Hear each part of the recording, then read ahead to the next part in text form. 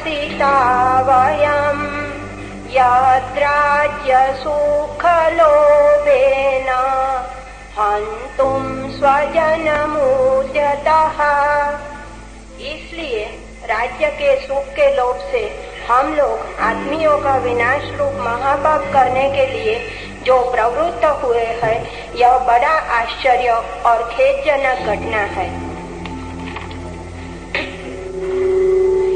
यदि मां प्रतीकारम् अशास्त्रं शास्त्रपाणयः दात्र राष्ट्रारणे हन्यो तन्मे क्षेमतरं भवेत्। यदि किसी प्रकार की प्रतिक्रिया न करने वाले मुझको शस्त्रधारी धृतराष्ट्र के पुत्र आदि संबंधी रण में मार डाले तो उनके द्वारा मेरा विघात मेरे लिए अधिक हितकर होगा। संजय उवाच एवमुक्त्वार्जुन संख्ये रथोपस्थ उपाविशत् विसृज्य सशरं चापम् शोकसंविघ्नमानसः।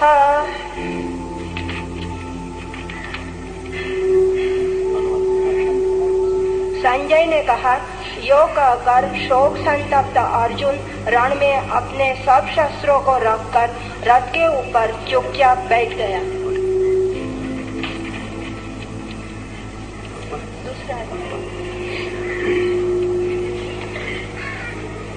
दूसरा अध्याय।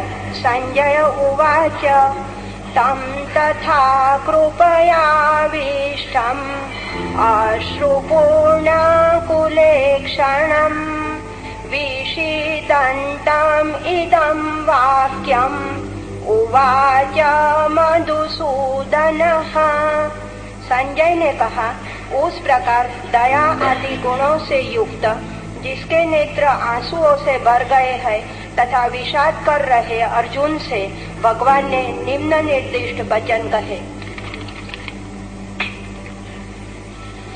कृतस्वाकाश्लमीदम् विषमे समुपस्थितम् अनार्यजुष्टमस्वर्ग्यम् अकीर्तिं करमार्जुन क्लैवमास्माकमः पार्थ नैताद्वयुपपद्यते क्षुद्रं हृदय दौर्बल्यम् त्यक्तोत्तिष्ठ परन्तप। श्री भगवान ने कहा, हे अर्जुन, इस विषम परिस्थिति में तुम्हें यह मोह कैसे प्राप्त हुआ जो अनार्यों से सेवित है, परलोक में दुर्गति कारक है और इस लोक में अपयश देने वाले है। हे पार्थ, इस कातरपने को छोड़ो, क्योंकि तुम्हारे ऐसे पुरुषों के लिए यह शोभा नहीं देता। हे शत्रुनाशन, अधम बनाने वाली हृदय की दुर्बलता का परित्याग कर युद्ध के लिए तैयार हो जाओ।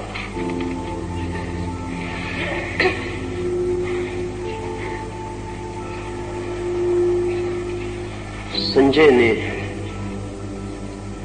अर्जुन के लिए दया से भरा हुआ दया के आंसू आंख में लिए ऐसा कहा है। दया को थोड़ा समझ लेना जरूरी है। संजय ने नहीं कहा करुणा से भरा हुआ, कहा है दया से भरा हुआ। साधारणतः शब्दकोश में दया और करुणा पर्यायवाची दिखाई पड़ते हैं। साधारणतः हम भी उन दोनों शब्दों का एक सा प्रयोग करते हुए दिखाई पड़ते हैं, उससे बड़ी भ्रांति पैदा होती है। दया का अर्थ है परिस्थिति जन्य और करुणा का अर्थ है मनस्थिति जन्य। उनमें बुनियादी फर्क है।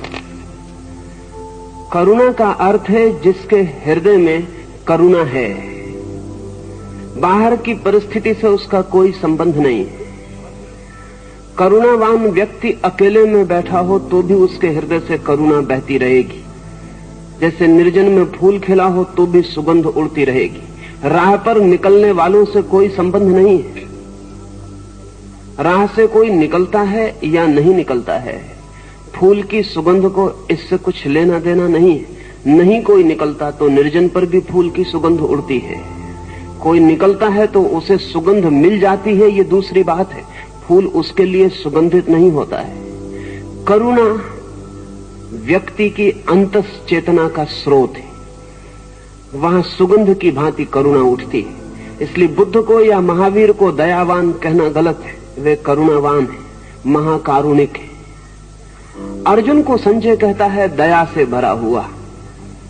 दया सिर्फ उनमें पैदा होती है जिनमें करुणा नहीं होती। दया सिर्फ उनमें पैदा होती है जिनके भीतर हृदय में करुणा नहीं होती। दया परिस्थिति के दबाव से पैदा होती है, करुणा हृदय के विकास से पैदा होती है। राह पर एक भिखारी को देखकर जो आपके भीतर पैदा होता है वो दया है, वो करुणा नहीं है। और तब एक बात और समझ लेनी चाहिए कि दया अहंकार को भरती है और करुणा अहंकार को विगलित करती है। करुणा सिर्फ उसमें ही पैदा होती है जिसमें अहंकार ना हो। दया भी अहंकार को ही परिपुष्ट करने का माध्यम है, अच्छा माध्यम है, सज्जनों का माध्यम है, लेकिन माध्यम अहंकार को ही पुष्ट करने का है। जब आप किसी को दान देते हैं तब आपके भीतर जो रस उपलब्ध होता है देने वाले का, देने वाली की स्थिति में होने का, भिखारी को देखकर जो दया पैदा होती है, उस क्षण में अगर भीतर खोजेंगे तो अहंकार का स्वर भी बजता होता है।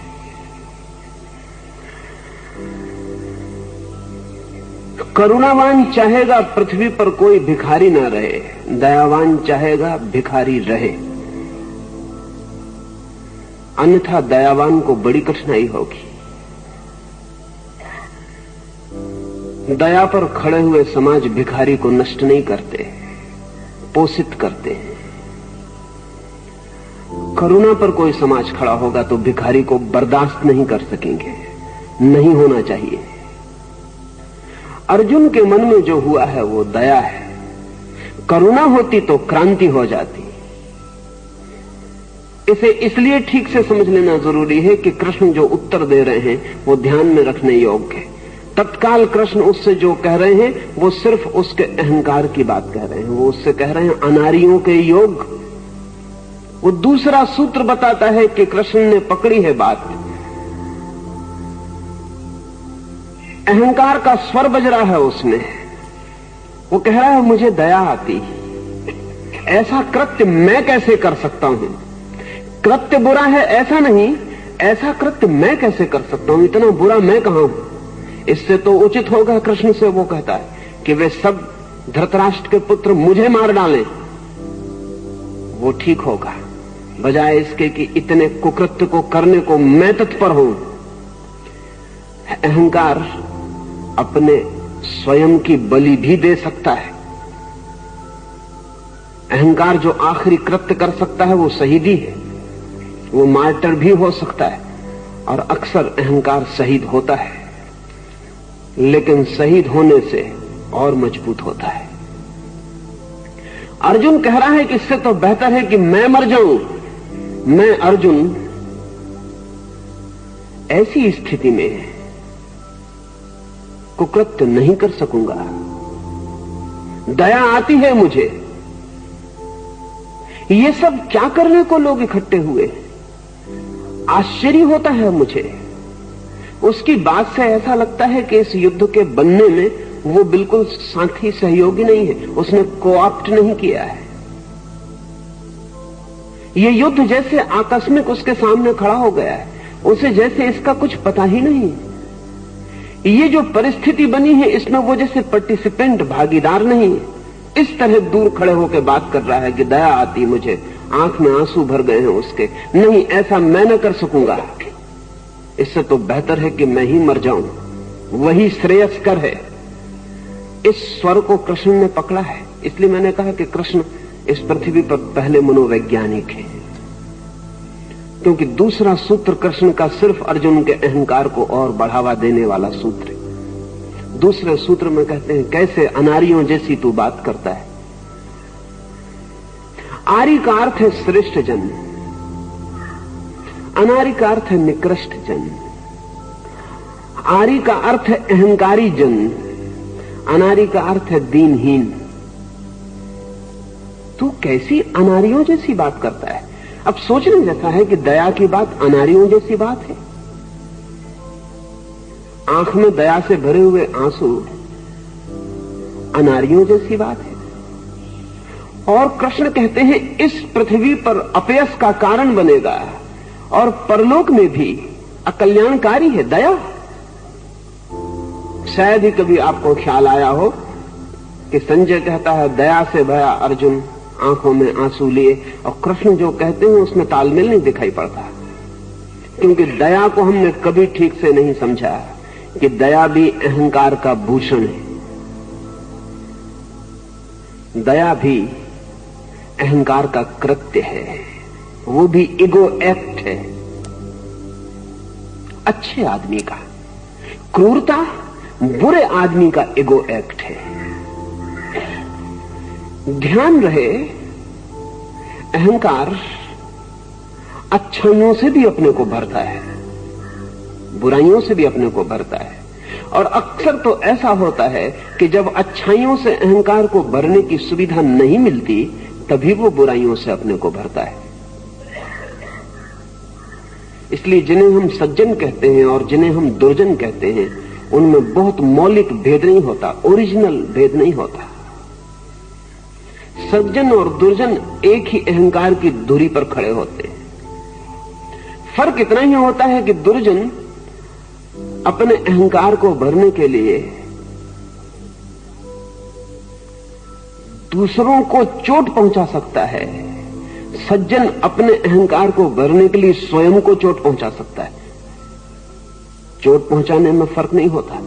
अर्जुन कह रहा है इनको मैं मारूं इससे तो बेहतर है मैं मर जाऊं।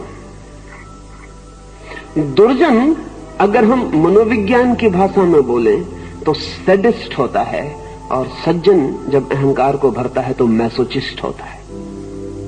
मैसोच एक आदमी हुआ जो अपने को ही मारता था। सभी स्वयं को पीड़ा देने वाले लोग जल्दी सज्जन हो सकते हैं। अगर मैं आपको भूखा मारूं तो दुर्जन हो जाऊंगा, कानून अदालत मुझे पकड़ेंगे। लेकिन मैं खुद ही अनशन करूं तो कोई कानून अदालत मुझे पकड़ेगा नहीं, आप ही मेरा जुलूस निकालेंगे। लेकिन भूखा मारना आपको अगर बुरा है तो मुझको भूखा मारना कैसे ठीक हो जाएगा? सिर्फ इसलिए कि ये शरीर मेरे जुम्मे पड़ गया है और वो शरीर आपके जुम्मे पड़ गया है, तो आपके शरीर को अगर कोड़े मारूं और आपको अगर नंगा खड़ा करूं और कांटों पर लेटा दूं तो अपराध हो जाएगा, और खुद नंगा हो जाऊं और कांटों पर लेट जाऊं तो तपश्चर्या हो जाएगी। सिर्फ रुख बदलने से, सिर्फ तीर उस तरफ से हट के इस तरफ आ जाए तो धर्म हो जाएगा। अर्जुन कह रहा है इन्हें मारने की बजाय तो मैं मर जाऊं।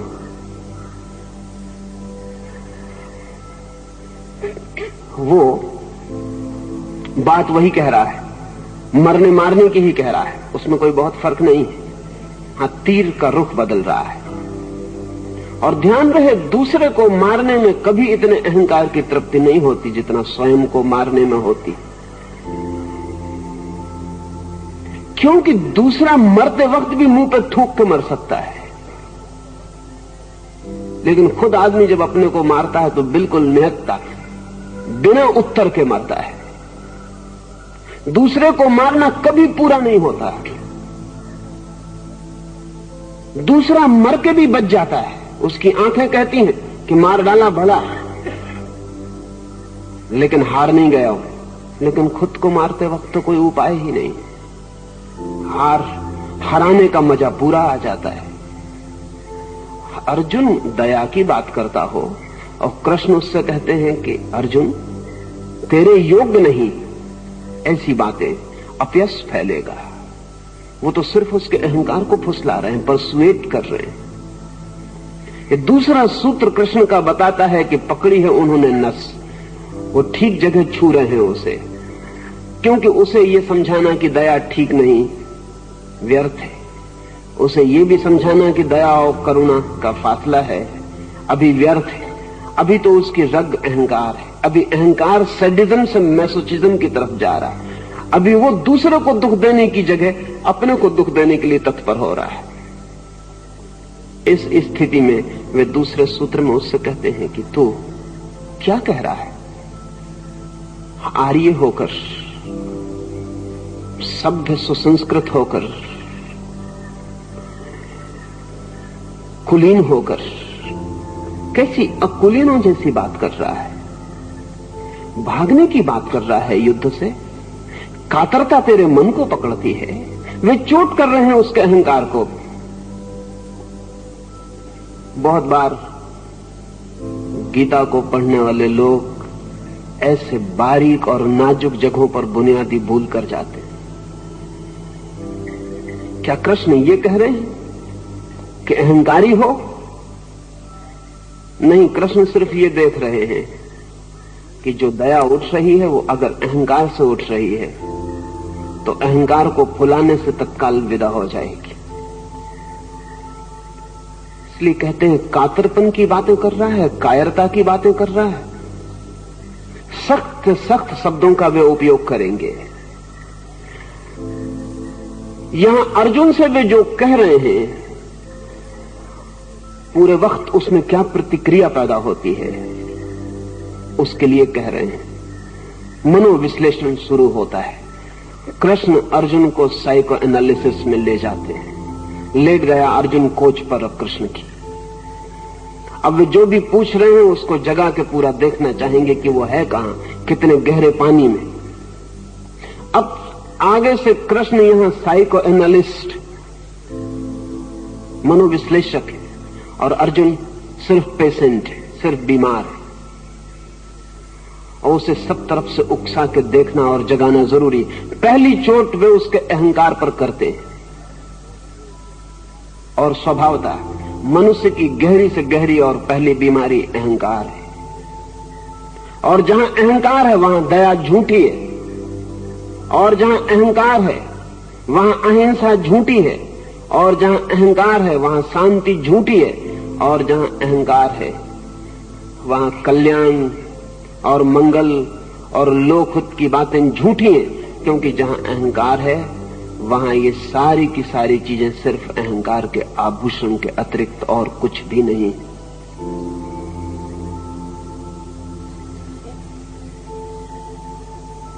अर्जुन कुछ पूछना?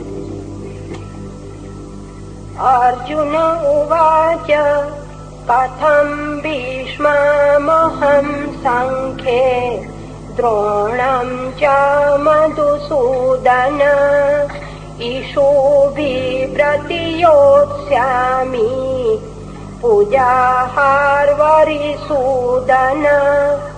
अर्जुन ने कहा, हे मधुसूदन, रण में मैं भीष्म और द्रोणाचार्य जी के साथ बाणों से कैसे युद्ध करूंगा, क्योंकि हे अरिसूदन वे मेरे पूज्य है। लेकिन अर्जुन नहीं पकड़ पाता है। वो फिर वही दोहराता है, दूसरे कौन से? वो कहता है मैं द्रोण और भीष्म से कैसे युद्ध करूंगा? वे मेरे पूज्य हैं। बात फिर भी वो विनम्रता की बोलता है, लेकिन अहंकार अक्सर विनम्रता की भाषा बोलता है। और अक्सर विनम्र लोगों में सबसे गहन अहंकारी पाए जाते हैं। असल में विनम्रता डिफेंसिव इगोइज्म है, वो सुरक्षा करता हुआ अहंकार है। आक्रामक अहंकार मुश्किल में पड़ सकता है, विनम्र अहंकार पहले से ही सुरक्षित है, वो इंश्योर्ड है। इसलिए जब कोई कहता है मैं तो कुछ भी नहीं, आपके चरणों की धूल हूं, तब जरा उसकी आंखों में देखना।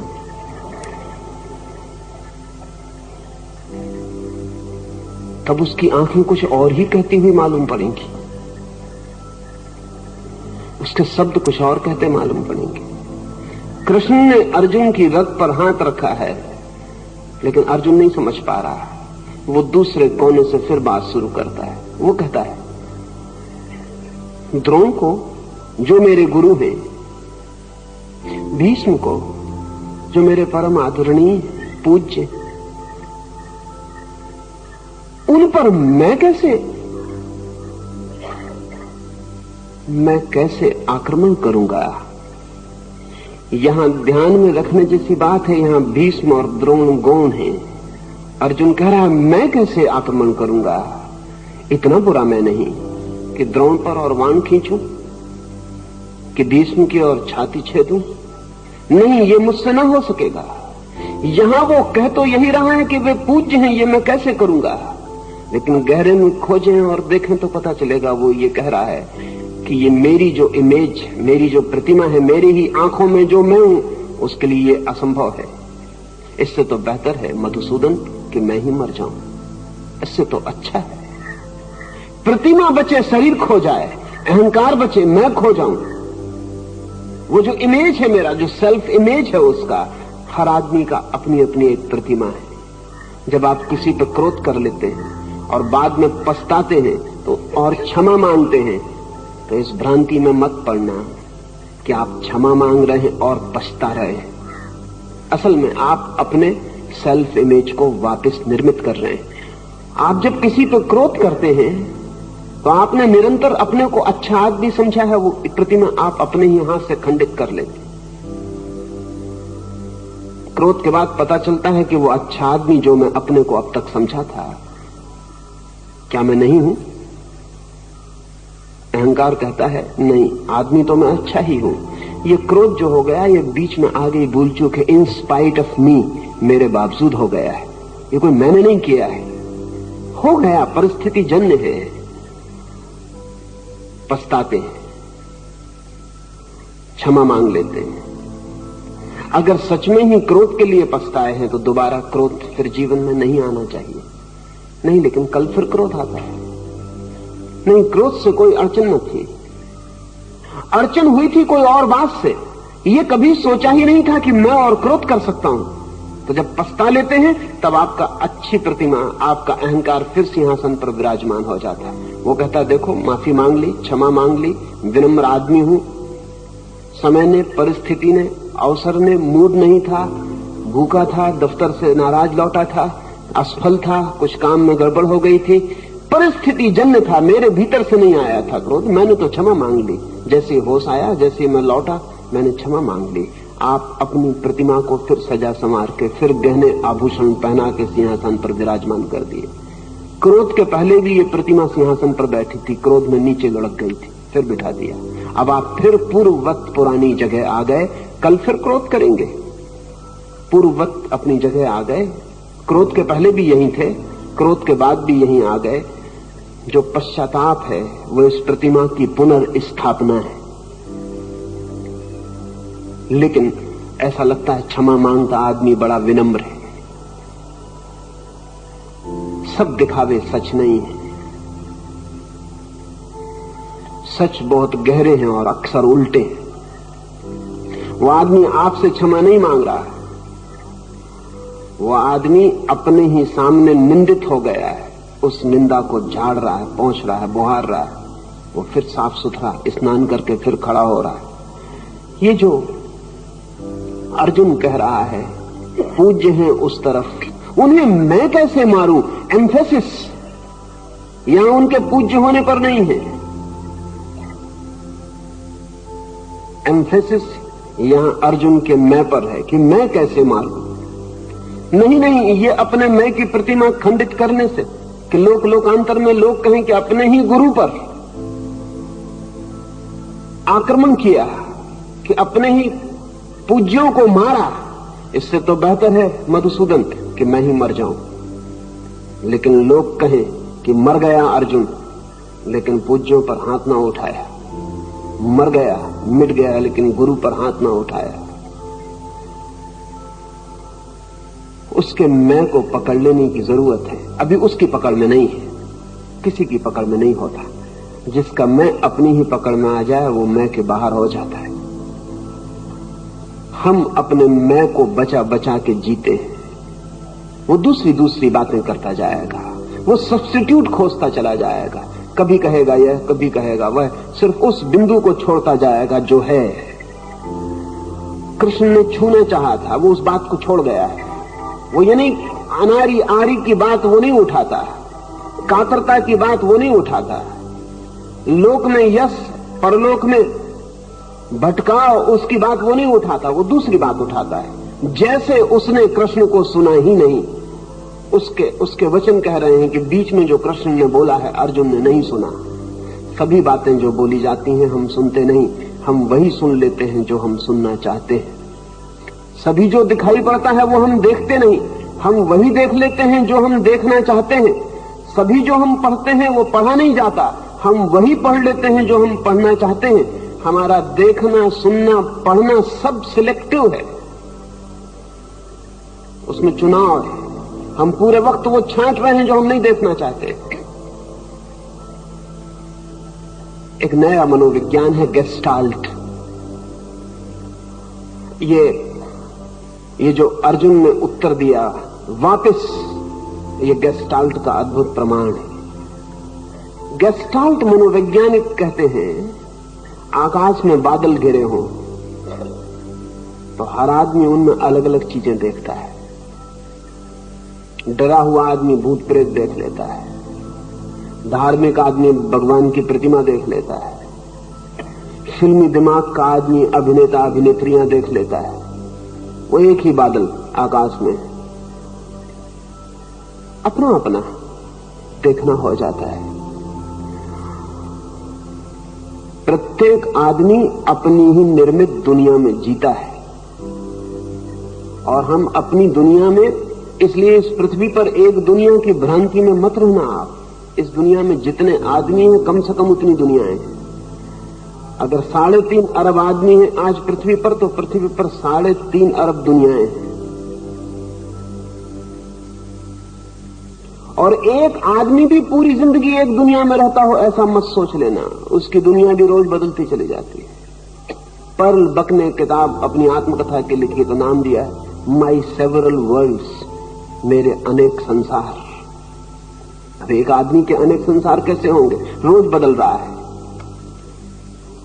और प्रत्येक व्यक्ति अपनी दुनिया के आसपास बाड़े, दरवाजे, संतरी, पहरेदार खड़े रखता है और वो कहता है इनको भीतर आने देना, इनको बाहर से कह देना कि घर पर नहीं है। ये हम लोगों के साथ ही नहीं करते, सूचनाओं के साथ भी करते हैं। अब अर्जुन ने बिल्कुल नहीं सुना है, कृष्ण ने जो कहा वो बिल्कुल नहीं सुना है। उसका वो जो उत्तर दे रहा है वो बताता है कि वो इर्रेलेवेंट है, उसकी कोई संगति नहीं है। हम भी नहीं सुनते। दो आदमी बात करते हैं, अगर आप चुपचाप साक्षी बन के खड़े हो जाएं तो बड़े हैरान होंगे, लेकिन साक्षी बन के खड़ा होना मुश्किल, क्योंकि पता नहीं चलेगा और आप भी तीसरे आदमी भागीदार हो जाएंगे बातचीत में। अगर आप दो आदमियों की साक्षी बन के बात सुने तो बहुत हैरान होंगे कि ये एक दूसरे से बात कर रहे हैं या अपने अपने से बात कर रहे हैं। एक आदमी जो कह रहा है, दूसरा जो कहता है, उससे उसका कोई भी संबंध नहीं है। जुंग ने एक संस्मरण लिखा है कि दो पागल प्रोफेसर उसके पागल खाने में भर्ती हुए इलाज के लिए। ऐसे भी प्रोफेसरों के पागल होने की संभावना ज्यादा है। या ये भी हो सकता है कि पागल आदमी प्रोफेसर होने को उत्सुक रहते हैं। वो दोनों पागल हो गए, साधारण पागल नहीं। साधारण पागल डर जाता है, भयभीत हो जाता है, प्रोफेसर पागल है। पागल होकर वो और भी बुद्धिमान हो गए।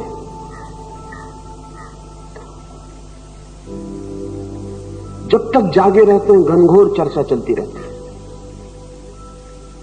जुंग खिड़की से छुपकर सुनता है कि उनमें क्या बात होती है। बातें बड़ी अद्भुत होती हैं, बड़ी गहराई की होती हैं। दोनों इन्फॉर्म्ड हैं, दोनों ने बहुत पढ़ा लिखा सुना समझा है।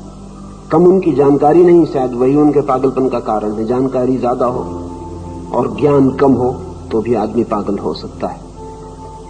और ज्ञान तो होता नहीं, जानकारी ही ज्यादा हो जाती, फिर वो बोझ हो जाती। चकित है उनकी जानकारी देखकर, वे जिन विषयों पर चर्चा करते हैं बड़े गहरे और नाजुक हैं, लेकिन इससे भी चकित ज्यादा दूसरी बात पर है, और वो ये कि जो एक बोलता है उसका दूसरे से कोई संबंध ही नहीं होता। लेकिन ये तो पागल के लिए बिल्कुल स्वाभाविक है। इससे भी ज्यादा चकित इस बात पर है कि जब एक बोलता है तो दूसरा चुप रहता है और ऐसा लगता है कि सुन रहा है, और जैसे वो बंद करता है कि दूसरा जो बोलता है तो उसे सुन के लगता है उसने उसे बिल्कुल नहीं सुना, क्योंकि अगर वो आकाश की बात कर रहा था तो वो पाताल की शुरू करता, उसमें कोई संबंध ही नहीं होता। तब वो अंदर गया और उसने जाकर पूछा कि और सब तो मेरी समझ में आ गया, आप गहरी बातें कर रहे हैं वो समझ में आ गया।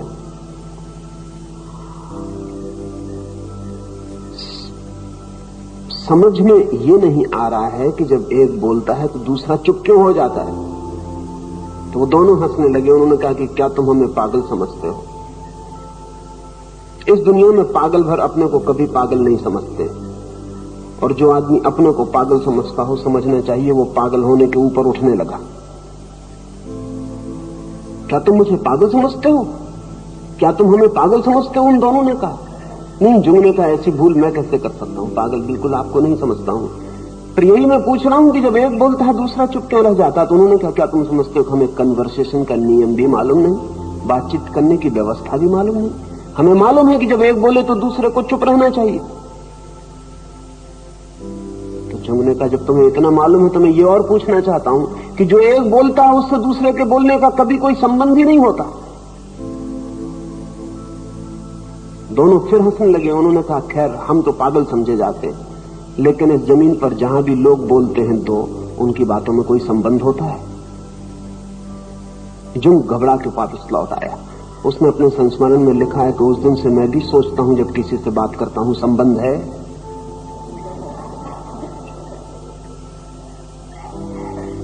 थोड़ा संबंध हम बना लेते हैं। जब आपसे मैं बात कर रहा हूं, अगर हम पागल नहीं हैं, जिसकी की संभावना बहुत कम है, तो जब आप बोल रहे हैं तब मैं अपने भीतर बोले चला जाता हूं। जैसे आप चुप होते मैं बोलना शुरू करता हूं। मेरे बोलना जो शुरू करता हूं उसका संबंध मेरे भीतर जो मैं बोल रहा था उससे होता है, आपसे नहीं होता। हाँ, इतना संबंध हो सकता है जैसा खूंटी और कोट का होता है कि आपकी बात में से कोई एक बात पकड़ लूं, खूंटी बना लूं और मेरे भीतर जो चल रहा था उसको उस पर टांग दूं, बस इतना ही संबंध होता है। अर्जुन और कृष्ण की चर्चा में ये मौका बार बार आएगा, इसलिए मैंने इसे ठीक से आपसे कह देना चाहा। अर्जुन ने बिल्कुल नहीं सुना कि कृष्ण ने क्या कहा, नहीं कहा होता ऐसी ही स्थिति है। वो अपने भीतर ही सुने चला जा रहा है। वो कह रहा है ये पूज्य, ये द्रोण, ये भीष्म, वो ये सोच रहा होगा भीतर।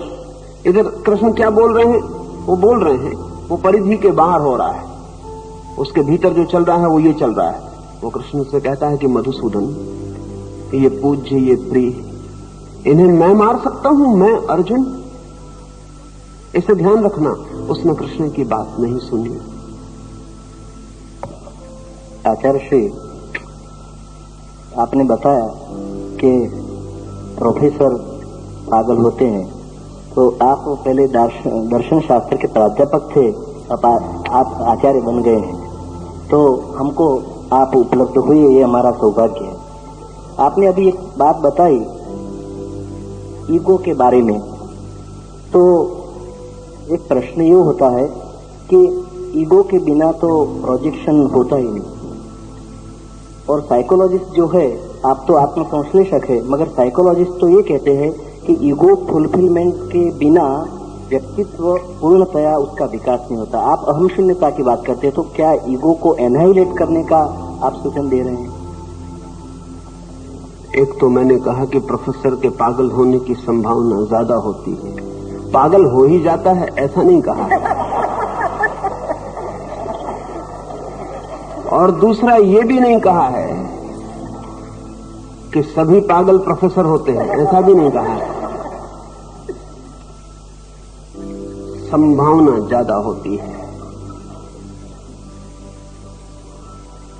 असल में जहां भी तथाकथित ज्ञान का भार ज्यादा हो, बर्डन हो, वहीं चित्त विक्षिप्त हो सकता है। ज्ञान तो चित्त को मुक्त करता है, ज्ञान का भार विक्षिप्त करता है। और ज्ञान जो मुक्त करता है वो स्वयं से आता है, और ज्ञान जो विक्षिप्त कर देता है वो स्वयं से कभी नहीं आता, वो सदा पर से आता है।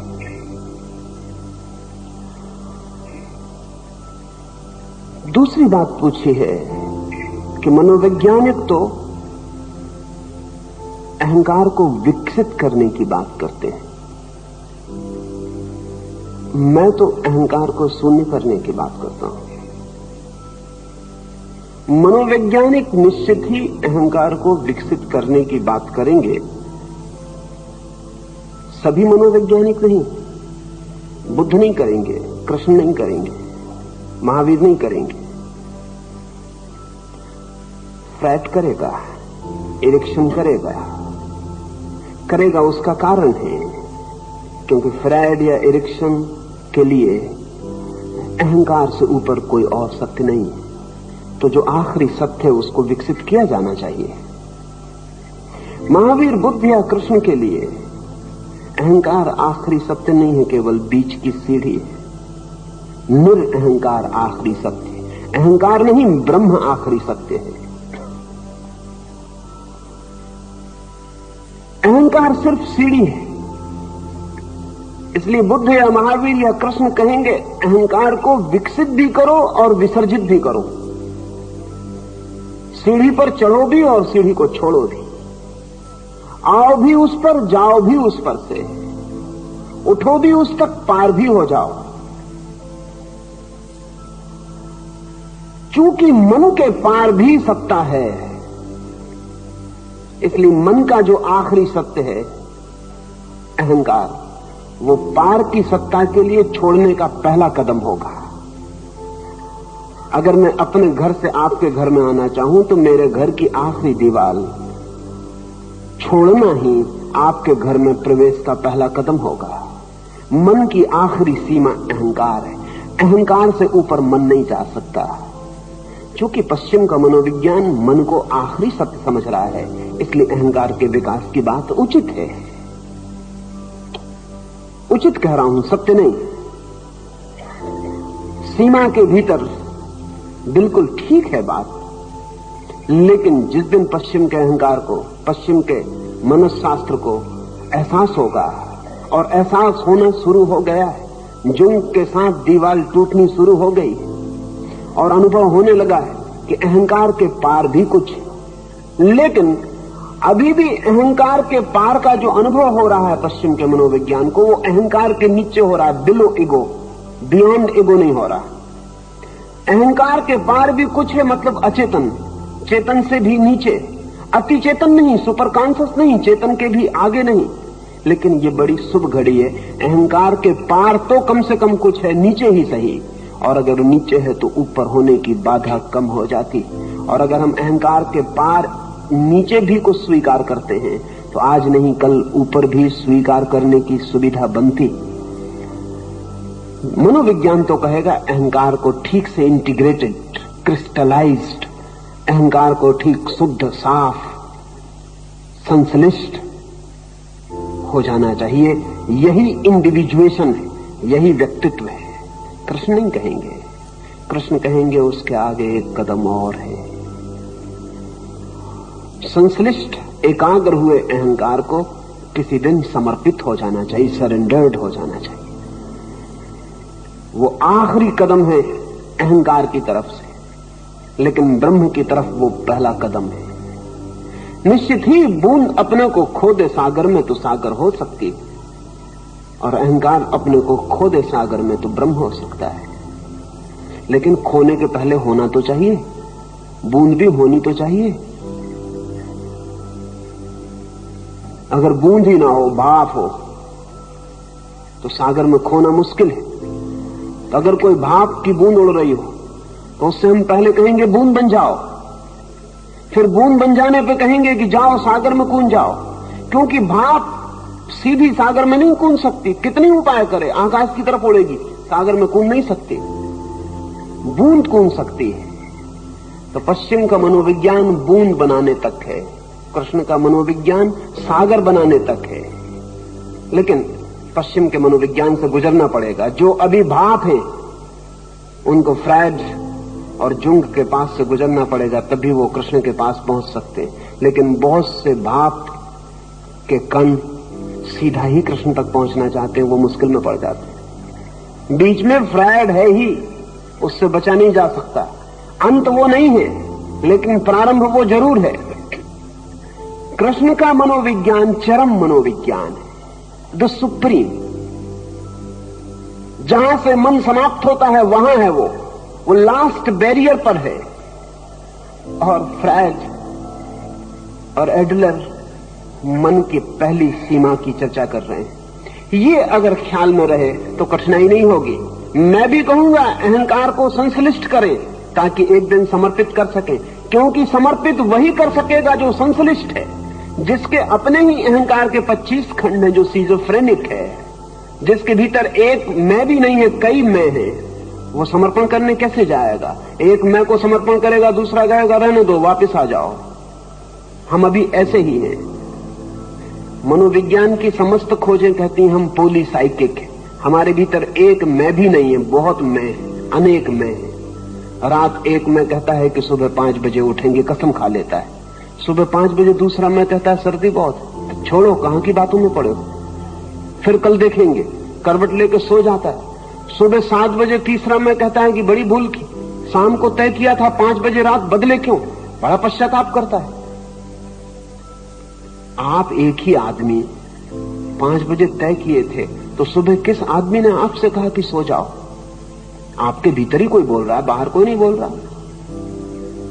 और जब जीविषामा देव स्थिता प्रमुखे दात्र राष्ट्रा कार्पाण। भिक्षा मांगना और युद्ध करना, इन दोनों में से हम धर्मपरायणों के लिए कौन अच्छा है, यह भी हम नहीं जानते हैं। जय और पराजय के विषय में संशय छोड़कर यदि स्वधर्म समझकर युद्ध करे तो भी ठीक नहीं है, क्योंकि युद्ध में जिन प्रिय बांधवों को मारकर हम भी जी नहीं सकते, वे धृतराष्ट्र के पुत्र आदि मरने का निश्चय करके संग्राम में सामने खड़े हैं।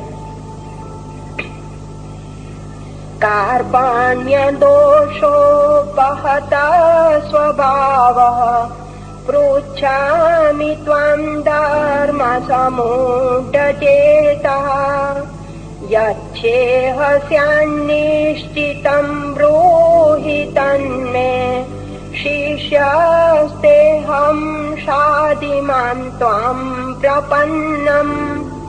हे भगवान, अविद्या रूप दोष से मेरी आत्मा आवृत्त हो गई है, अतः मेरा अंतःकरण धर्म से हट गया है। इसलिए मैं आपसे पूछता हूँ कि मेरे लिए जो निश्चित हितकर मार्ग हो उसे कृपया मुझे कहिए। मैं आपकी शरण में आया हूँ, मुझे उपदेश दीजिए। अर्जुन अपनी ही बात कहे चला जाता है। पूछता मालूम पड़ता है कृष्ण से, लेकिन वस्तुतः कृष्ण को ही धर्म क्या है बताया चला जाता है। पूछ रहा है कि अविद्या से मेरा मन भर गया है, क्या उचित है क्या अनुचित है उसका मेरा बोध खो गया है। लेकिन साथ ही कहे चला जा रहा है कि अपनों को मारकर तो जो अन्न भी खाऊंगा वो रक्त से भरा हुआ होगा। अपनों को मारकर सम्राट बन जाने से तो बेहतर है कि मैं सड़क का भिखारी हो जाऊं। निर्णय दिए चला जा रहा है, निर्णय दिए चला जा रहा है और कह रहा है अविद्या से मेरा मन भर गया। दोनों बातों में कोई संगति नहीं। अविद्या से मन भर गया है तो अर्जुन के पास कहने को कुछ भी नहीं होना चाहिए। इतना ही काफी है कि अविद्या से मेरा मन भर गया, मुझे मार्ग बताएं। मैं नहीं जानता क्या ठीक है क्या गलत है। नहीं, लेकिन साथ ही वो कहता है कि ये ठीक है और ये गलत है।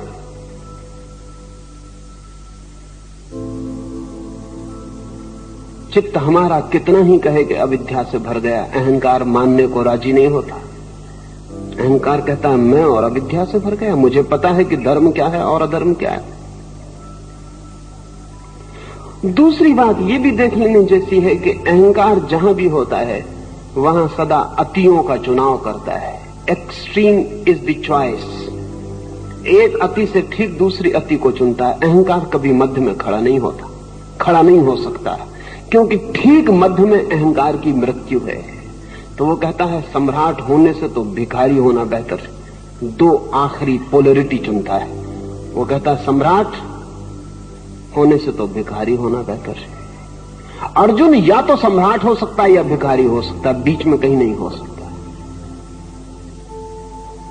या तो उस छोर पर नंबर 1 या इस छोर पर नंबर 1, लेकिन नंबर 1 ही हो सकता है। ये थोड़ा ध्यान रखने जैसा है। बनरसा ने कभी कहा कि अगर मुझे स्वर्ग भी मिले और नंबर 2 होना पड़े तो मैं इंकार करता हूं। मैं नर्क में ही रहना पसंद कर लूंगा, लेकिन नंबर 1 होना चाहिए। नंबर 1 होना चाहिए, नर्क भी पसंद कर लूंगा।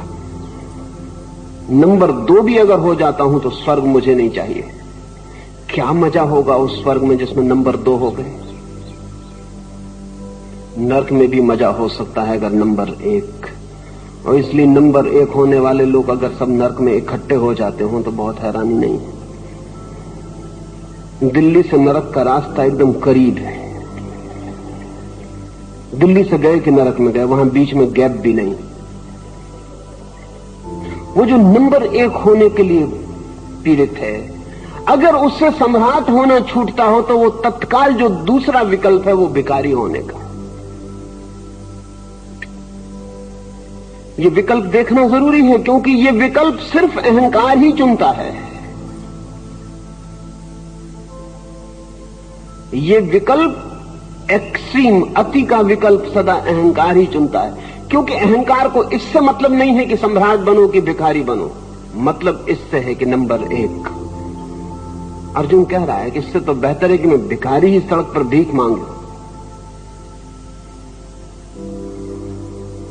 ऊपर से दिखाई पड़ता है कि बड़ी विनम्रता की बात कह रहा है, सम्राट होना छोड़ के भीख मांगने की बात कह रहा है, लेकिन भीतर से बहुत फर्क नहीं है।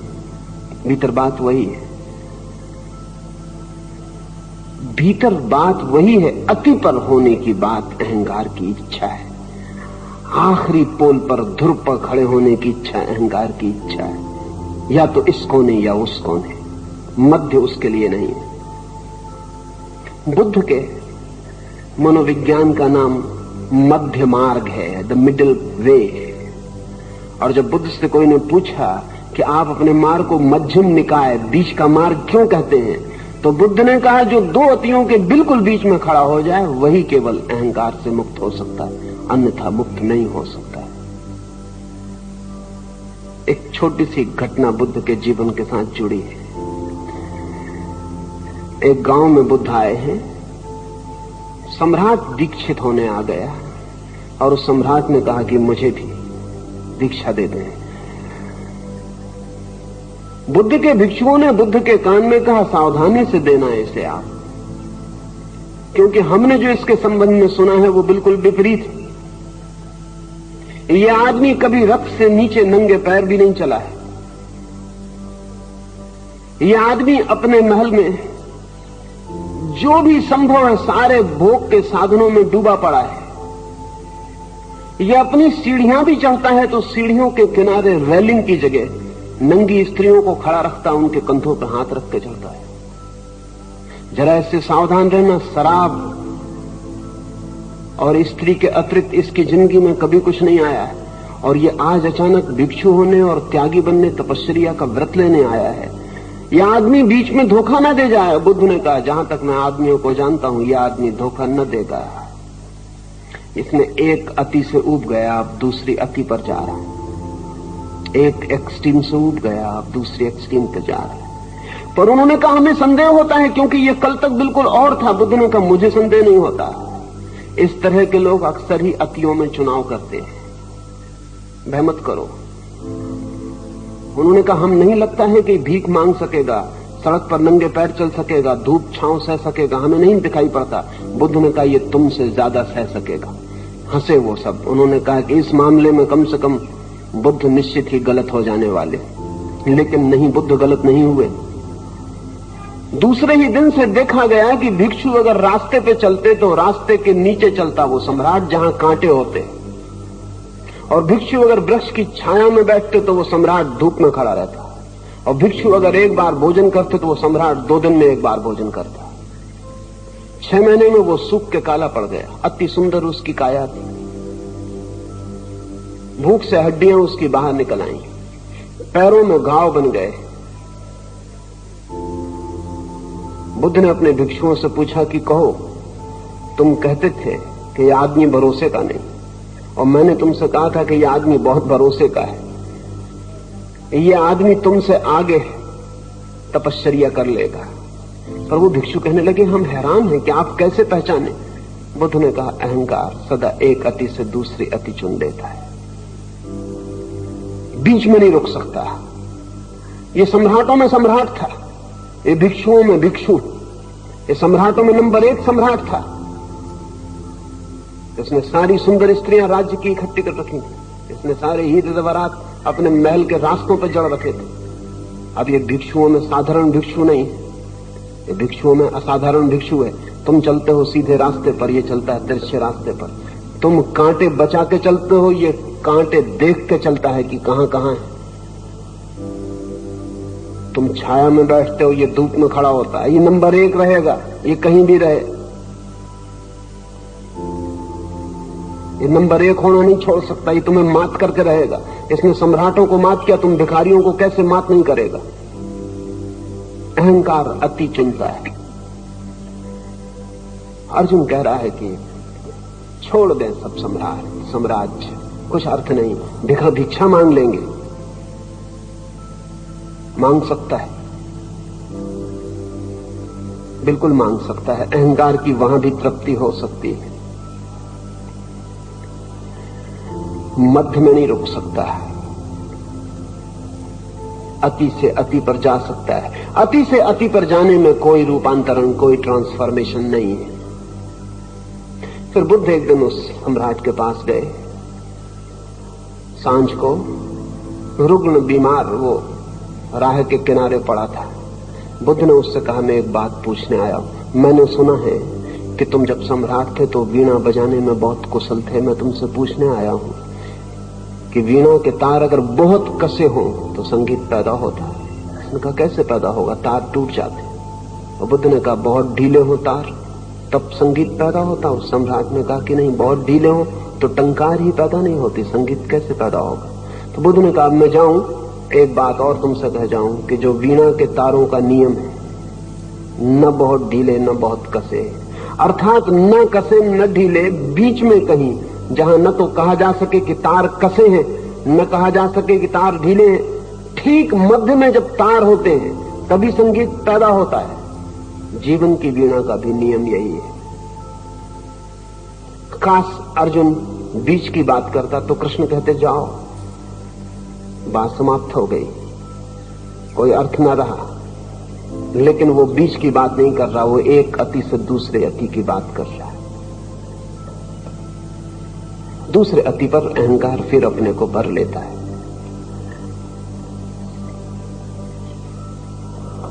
आचार्य श्री, यहाँ पे एक मध्य का प्रश्न आ गया है श्रोतृगण में से।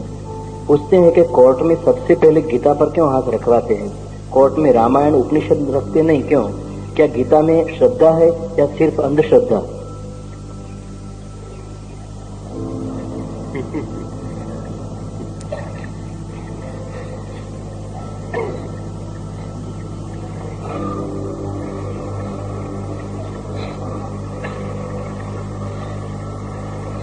पूछा है कि अदालत में शपथ लेते वक्त गीता पर हाथ क्यों रखवाते हैं, रामायण पर क्यों नहीं रखवा लेते,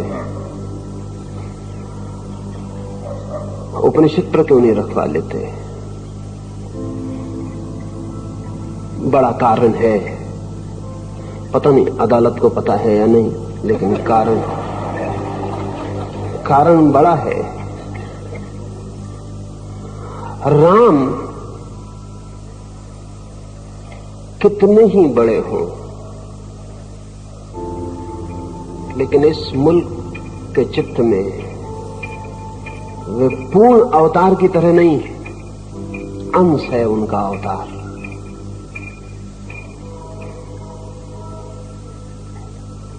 उपनिषद के ऋषि कितने ही बड़े ज्ञानी हों,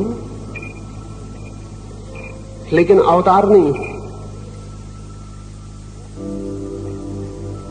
कृष्ण पूर्ण अवतार। परमात्मा अगर पूरा पृथ्वी पर उतरे तो करीब करीब कृष्ण जैसा होगा।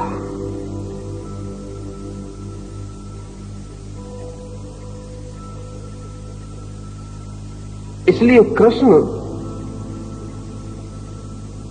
इस मुल्क के अधिकतम मन को छू पाए बहुत कारणों से। एक तो पूर्ण अवतार का अर्थ होता है मल्टी डायमेंशनल, बहुआयामी, जो मनुष्य के समस्त व्यक्तित्व को स्पर्श करता हो। राम वन डायमेंशनल है। हर्बर्ट मार्क्यूस ने किताब लिखी वन डायमेंशनल मैन, एक आयामी मनुष्य। राम वन डायमेंशनल है, एक आयामी,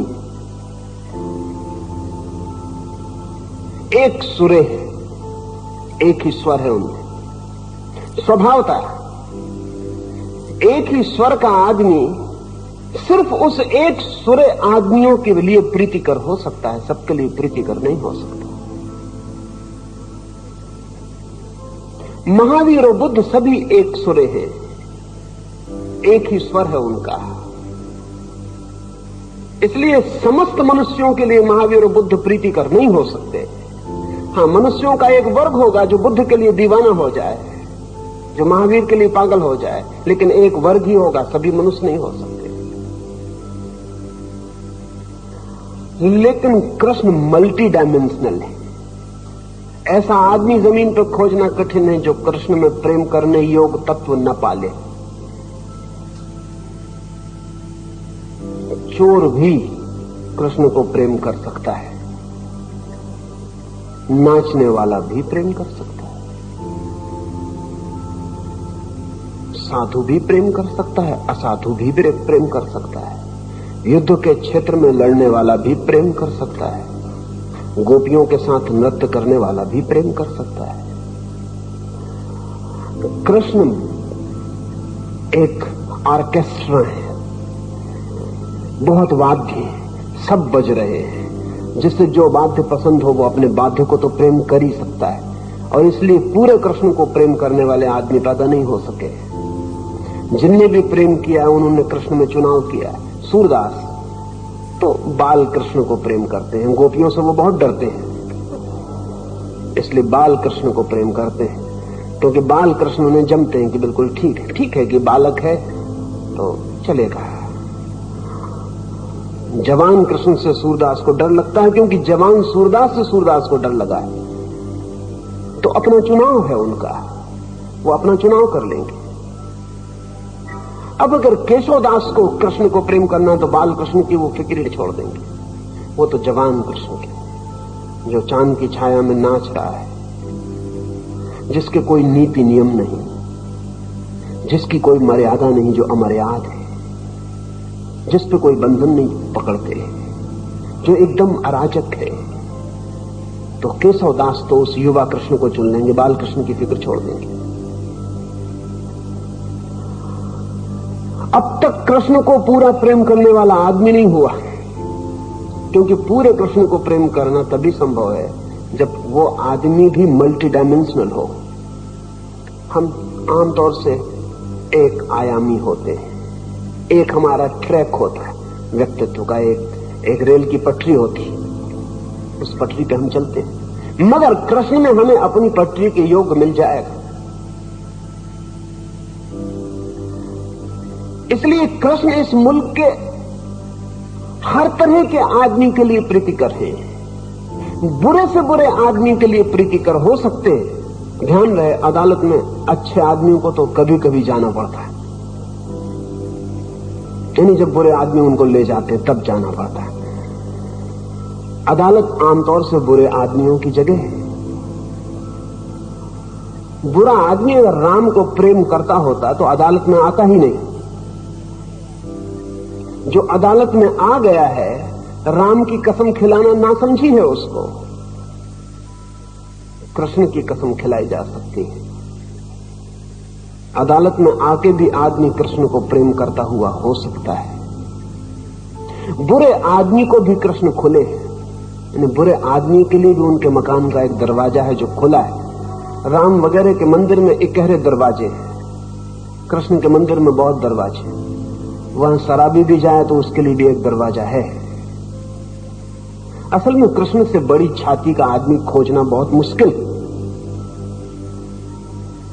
इसलिए मैं नहीं कहता कि अदालत को पता होगा, मुझे पता नहीं, लेकिन जाने अनजाने कृष्ण का रेंज व्यक्तियों को छूने का सर्वाधिक है। अधिकतम व्यक्ति उनसे स्पर्शित हो सकते हैं। ऐसा कोई भी व्यक्ति नहीं है जिससे कृष्ण आलिंगन करने से इंकार करे, कहें कि तू हमारे लिए नहीं, हट, सबके लिए है। इसलिए सर्वाधिक के लिए होने से संभावना है। और पूछा है कि क्या सिर्फ अंधविश्वास है? नहीं, सिर्फ अंधविश्वास नहीं। इस जगत में सत्य से भी बड़ा सत्य प्रेम है, और जिसके प्रति प्रेम है उसके प्रति असत्य होना मुश्किल है। असल में जिसके प्रति प्रेम है हम उसी के प्रति सत्य हो पाते हैं। जिंदगी में हम सत्य वही हो पाते हैं जहां हमारा प्रेम है। और अगर प्रेमी के पास भी आप सत्य न हो पाते हो तो समझना कि प्रेम का धोखा है। अगर एक पति अपनी पत्नी से भी कुछ छिपाता हो और सत्य न हो पाता हो, एक पत्नी अपने पति से भी कुछ छिपाती हो और सत्य न हो पाती, कोई बड़ी बात नहीं, छोटी मोटी बात भी छिपाती हो, अगर उसे क्रोध आ रहा हो क्रोध को भी छिपाती हो, तो भी प्रेम की कमी है, तो भी प्रेम नहीं। प्रेम अपने को पूरा नग्न उगाड़ देता है, सब तरह से, सब परतों पर। अंधविश्वास कारण नहीं है। प्रेम की रग को पकड़ना जरूरी है तो ही सत्य बुलवाया जा सकता है। ये भी मैं नहीं जानता कि अदालत को पता है या नहीं, क्योंकि अदालत को प्रेम का कुछ पता होगा इसमें जरा संदेह है। लेकिन इतना तो मनस्शास्त्र कहता है कि अगर हम प्रेम की रग को पकड़ लें तो आदमी को सत्य से बोलने की सर्वाधिक संभावना है। बोलेगा कि नहीं, ये दूसरी बात है, लेकिन अधिकतम संभावना वही है जहां प्रेम की रग को हम पकड़ लेते हैं। और जहां प्रेम नहीं है वहां अधिकतम असत्य की संभावना है, क्योंकि सत्य का कोई कारण नहीं रह जाता।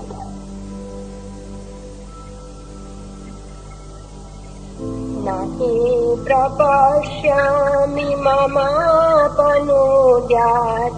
यच्छोकमुच्छोषणमिन्द्रियाणाम् अवाप्य भूमावसपत्नमृतम् राज्यम् सुराणामपि चाधिपत्यम्। हे भगवान, भूमि ने निष्कंटक संपूर्ण राज्य पाकर या देवताओं को अधिपत्य यानी इंद्रपद अथवा ब्रह्मा के पद को पाकर भी मैं जो देह, इंद्रिय आदि में संताप पहुंचने वाले शोक को दूर करे, ऐसी कोई वस्तु नहीं देखता हूँ। संजय उवाच एवमुक्त्वा ऋषिकेशम् गुडाकेशा परन्तप न योत्स्य इति गोविन्दम् उक्त्वा तूष्णीम् बभूवः। तमुवाच ऋषिकेशः प्रहसन्निव भारत सेनयोरुभयोर्मध्ये विषीदन्तम् इदं वचः। संजय ने कहा, शत्रुओं का मर्दन करने वाला अर्जुन उक्त वचनों के साथ साथ मैं युद्ध नहीं करूंगा यो भगवान से कहकर चुप हो गया। हे भारत, दोनों सेनाओं के बीच में शोक कर रहे अर्जुन से भगवान हंसते हुए निम्न निर्दिष्ट वचन बोले। अर्जुन अति अनिश्चय की स्थिति में है। संजय कहता है, फिर भी ऐसा कहकर कि मैं युद्ध नहीं करूंगा, अर्जुन रथ में बैठ गया है। अति अनिश्चय की स्थिति में ऐसा निश्चयात्मक भाव कि मैं युद्ध नहीं करूंगा, सोचने जैसा है।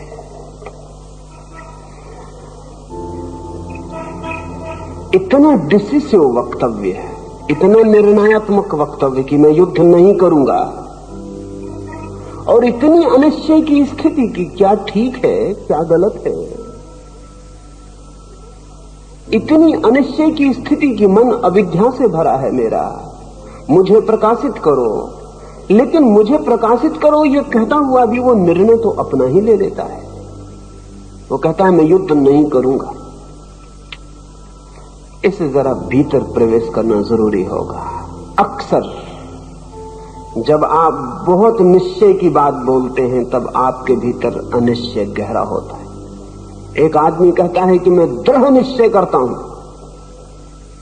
जब ऐसा कोई आदमी कहे तो समझना कि उसके भीतर अनिश्चय बहुत ज्यादा है, नहीं तो दृढ़ निश्चय की जरूरत नहीं पड़ेगी। जब एक आदमी कहे मेरा ईश्वर पर पक्का भरोसा है तो समझना कि भरोसा भीतर बिल्कुल नहीं तो पक्के भरोसे का लेबल लगाने की जरूरत नहीं पड़ेगी। जब एक आदमी बार बार कहे कि मैं सत्य ही बोलता हूं तब समझना कि भीतर असत्य की बहुत संभावना है, अन्यथा ऐसे बोलने की जरूरत नहीं पड़ेगी। हम अपने भीतर जो डवाडोलपन है उसे निश्चयात्मक वक्तव्यों को ऊपर से थोपकर मिटाने की कोशिश में रत होते। हम सभी जो भीतर बिल्कुल निश्चित नहीं है उसको भी बाहर चेहरे पर निश्चित करके देख लेना चाहते हैं। अभी अर्जुन बड़े मजे की बात कह रहा है। वो कह रहा है मैं युद्ध नहीं करूंगा। उसने तो आखिरी निर्णय ले लिया, उसने निष्पत्ति ले ली, उसने तो कंक्लूडिंग बात कह दी। अब कृष्ण को छोड़ा क्या है? अगर युद्ध नहीं करूंगा तो अब कृष्ण से पूछने को क्या बचा है, सलाह क्या लेनी है? इसलिए दूसरा बात जो संजय कह रहा है वो बड़ी मजेदार है। वो कह रहा है कृष्ण ने हंसते हुए, वो हंसी किस बात पर है? हंसने का क्या कारण है? अर्जुन हंसी योग्य है?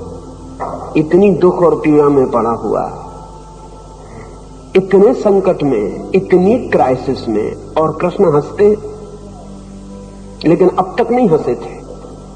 पहली दफे कृष्ण हंसते हैं उसके वक्तव्य को सुनकर। उस हंसी का कारण है कि वो देखते हैं इतना अनिश्चित आदमी इतना निश्चय वक्तव्य दे रहा है कि युद्ध नहीं करूंगा। धोखा किसको दे रहा है? उसके धोखे पर, उसके सेल्फ डिसेप्शन पर, उसकी आत्मवंचना पर कृष्ण को हंसी आ जाती। जो जानता है उसे आएगी। देख रहे हैं कि नीचे तो दरारें ही दरारें हैं उसके मन में। देख रहे हैं कि नीचे तो कटा कटा मन है उसका, टूटा टूटा मन है। देख रहे हैं कि नीचे कुछ भी तय नहीं है, और ऊपर से वो कहता है कि मैं युद्ध नहीं करूंगा। ये वो अपने को धोखा दे रहा है। हम सब देते हैं। और जब भी हम बहुत निश्चय की भाषा बोलते हैं तब भीतर अनिश्चय को छिपाते हैं। जब हम बहुत प्रेम की भाषा बोलते हैं तो भीतर घृणा को छिपाते हैं। और जब हम बहुत आस्तिकता की भाषा बोलते हैं तो भीतर नास्तिकता को छिपाते हैं। आदमी उल्टा जीता है।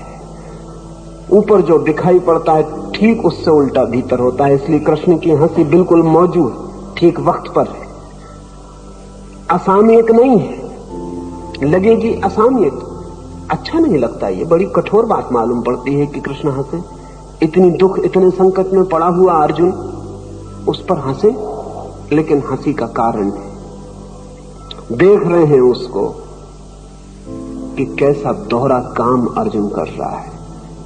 एक तरफ कुछ कह रहा है, दूसरी तरफ ठीक उल्टा वक्तव्य दे रहा है। दूसरे आदमी के वक्तव्य में, दोहरे आदमी के वक्तव्य में हमेशा अंतर्विरोध होता है। अंतर्विरोध बहुत साफ है। इन वो ऐसा काम कर रहा है कि एक हाथ से ईंट रख रहा है मकान की और दूसरे हाथ से खींच रहा है। एक हाथ से दीवार उठाता है, दूसरे हाथ से खींचता है। दिन भर मकान बनाता है, रात गिरा लेता है। ये जो दोहरा काम वो कर रहा है, इसलिए कृष्ण हंस रहे हैं। ये हंसी उसके व्यक्तित्व के इस दोहरेपन पर, इस सिजोफ्रेनिक बटे हुएपन पर हंसी के सिवा और क्या हो सकता है। मगर कृष्ण के हंसी में काफी इशारा है, लेकिन मैं नहीं समझता कि अर्जुन ने वो हंसी देखी होगी, और मैं नहीं समझता कि अर्जुन ने वो हंसी सुनी होगी। आखिरी सूत्र और पढ़ ले। श्री भगवान उवाच अशोच्यानन्वशोचस्त्वम् प्रज्ञावादंश्च भाषसे गतासु न गतासुश्च नानुशोचन्ति पंडितः।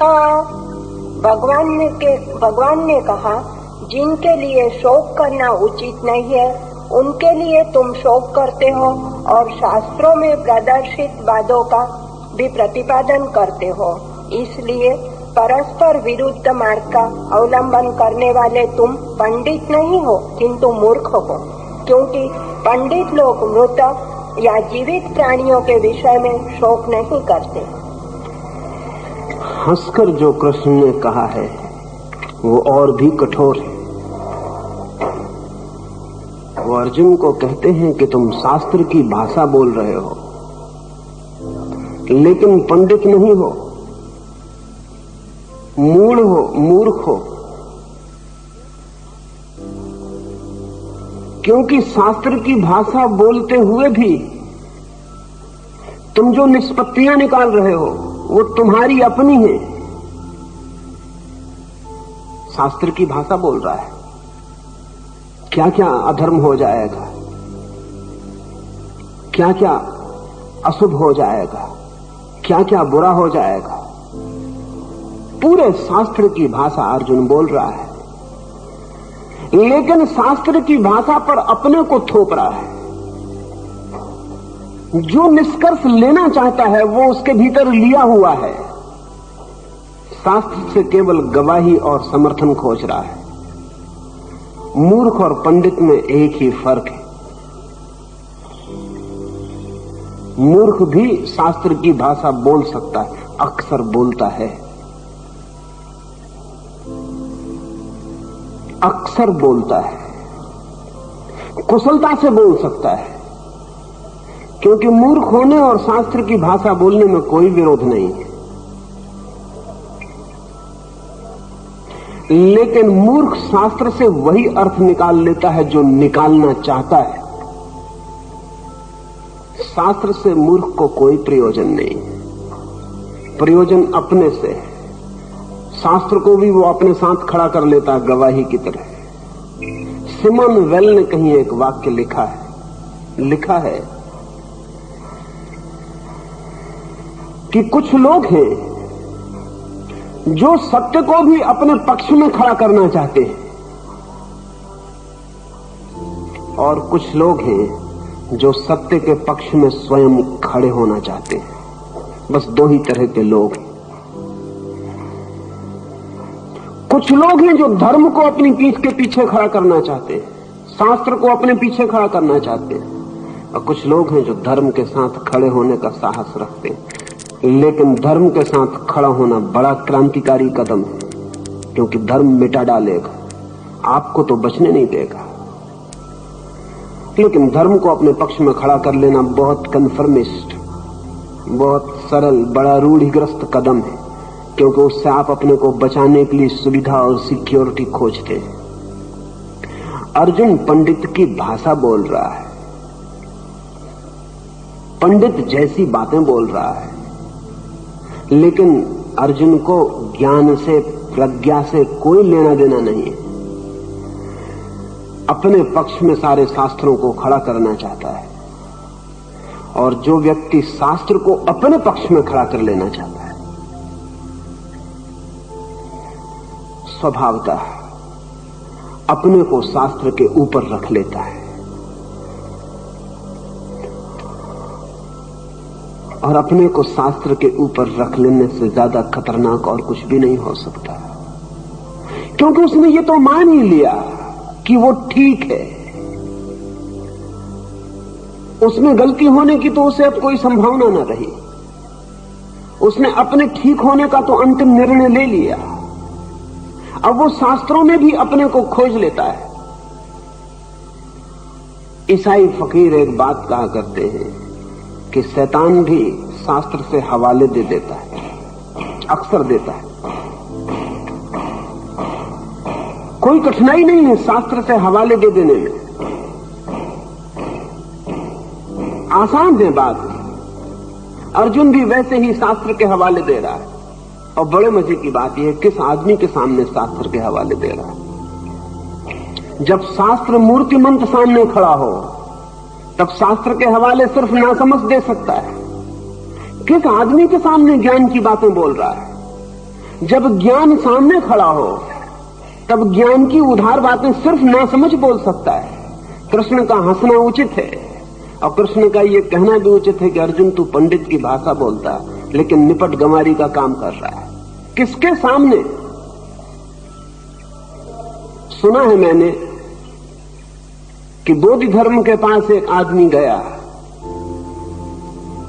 बुद्ध की एक किताब लेकर, और बोधि धर्म से बोला कि इस किताब के संबंध में मुझे कुछ समझाओ। बोधि धर्म ने कहा कि यदि तू समझता है कि बुद्ध की किताब मैं समझा सकूंगा तो किताब को फेंक, मुझसे ही समझ ले। और अगर तू समझता है कि बुद्ध की किताब बोधि धर्म नहीं समझा सकेगा तो मुझे फेंक, किताब को ही समझ ले। कृष्ण की हंसी बहुत उचित है। किनके हवाले दे रहा है? और बड़े मजे की बात है, पूरे समय कह रहा है भगवान, कह रहा है भगवान, हे भगवान, हे मधुसूदन, और शास्त्र के हवाले दे रहा है। भगवान के सामने भी कुछ ना समझ शास्त्र लेके पहुंच जाते, ना समझी का कोई नहीं।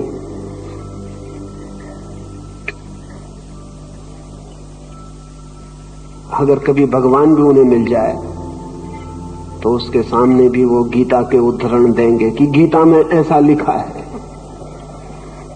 तो भगवान को हंसना ही पड़ेगा कि कम से कम अब तो गीता छोड़ो। लेकिन वो नहीं छोड़ेंगे। वो अर्जुन जो आम पंडित की नासमझी है वही कर रहा है। कृष्ण सीधे और साफ कह रहे हैं। इतनी सीधी और साफ बात कम कही गई है, कम कही गई है। कृष्ण कह सकते हैं, कहने का कारण है, लेकिन अर्जुन इसे भी सुनेगा या नहीं यह कहना मुश्किल है। अर्जुन करीब करीब पूरी गीता में बहुत समय तक अंधे और बहरे का ही प्रदर्शन करता है। अन्यथा शायद गीता की जरूरत ही नहीं थी। अगर वो एक बार गौर से आंख खोल के कृष्ण को देख लेता तो ही बात समाप्त हो गई थी। लेकिन वो भगवान भी कहे चला जाता है और उनकी तरफ ध्यान भी नहीं दे रहा है। जब खुद भगवान ही सारथी, अगर सच में वो जानता है कि वो भगवान है, तो जब वे सारथी बनकर ही रथ पर बैठ गए हो और लगाम उनके ही हाथ में हो, तब वो व्यर्थ अपने सिर पर वजन क्यों ले रहा है सोचने का। अगर वे भगवान ही हैं ऐसा वो जानता है, तो अब और पूछने की क्या गुंजाइश है। हाथ में लगाम उनके है, छोड़ दे बात। लेकिन वो कहता है भगवान जानता अभी नहीं है। हम भी भगवान कहे चले जाते हैं, जानते नहीं। मंदिर में उनके सामने खड़े होकर कहता है कि नौकरी नहीं लग रही, नौकरी लगवा दें भगवान। अगर भगवान को जानता ही है तो इतना तो जानना ही चाहिए कि नौकरी नहीं लग रही इसका उन्हें पता होगा। ये कृपा करके इन्फॉर्मेशन मत दे। और अगर इतना भी उनको पता नहीं है तो ऐसे भगवान के सामने हाथ जोड़ के भी कुछ होने वाला नहीं। जो आम भक्त भगवान के सामने कर रहा है, कह रहा है भगवान, और शक उसे इतना भी है कि अभी लड़के को नौकरी नहीं लग रही है। जीसस सूली पर आखिरी क्षण में जब हाथ में उनके खीले ठोक दिए गए तो उनके मुंह से एक आवाज निकल गई जोर से कि हे भगवान, ये क्या दिखला रहा है, क्या करवा रहा है। एक क्षण को जीसस के मुंह से निकल गया, ये क्या करवा रहा है। मतलब क्या हुआ? शिकायत हो गई? मतलब क्या हुआ? मतलब यह हुआ कि जीसस कुछ और देखना चाहते थे और कुछ और हो रहा है। मतलब यह हुआ कि समर्पण नहीं है। मतलब यह हुआ कि भगवान के हाथों में लगाम नहीं है। मतलब यह हुआ कि इस क्षण में जीसस भगवान से ज्यादा बुद्धिमान अपने को समझ गए। तत्काल जीसस को ख्याल आ गया। अर्जुन को बहुत मुश्किल से ख्याल आता है। जीसस को तत्काल ख्याल आ गया जैसे ही उनके मुंह से ये आवाज निकली, हे भगवान, ये क्या दिखला रहा है। दूसरा वाक्य उन्होंने कहा, क्षमा कर, जो तेरी मर्जी, दाय दंड पूरी हो। ये मैं क्या कह दिया? क्या दिखला रहा है? शक पैदा हो गया। मेरे हिसाब में तो इस एक वचन को बोलते वक्त जीसस मरियम के बेटे जीसस थे और दूसरे वचन को बोलते वक्त वो क्राइस्ट हो गए। इस बीच में क्रांति घटित हो गई। एक क्षण पहले तक वो सिर्फ मरियम के बेटे जीसस थे जिसने कहा ये क्या दिखला रहा है। शिकायत मौजूद थी, आस्तिक के मन में शिकायत नहीं हो सकती। दूसरे क्षण में ही तत्काल उनके मुंह से निकला, क्षमा कर, तेरी इच्छा पूरी हो।